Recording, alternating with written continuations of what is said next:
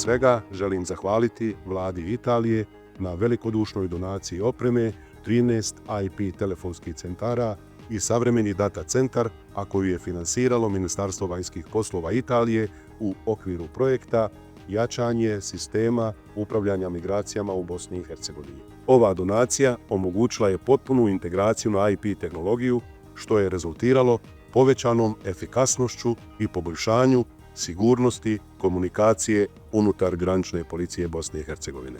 The donation of 13 Internet Protocol telephony centers and a centralized data center is a key milestone in the broader digital transformation of the border police, as it enables real-time communication, operational cost savings, and system integration. And as such, it is a concrete example of Italy's support to Bosnia and Herzegovina that goes beyond political dialogue to include effective, on-the-ground assistance that strengthens institutional functionality and brings BiH closer to EU standards.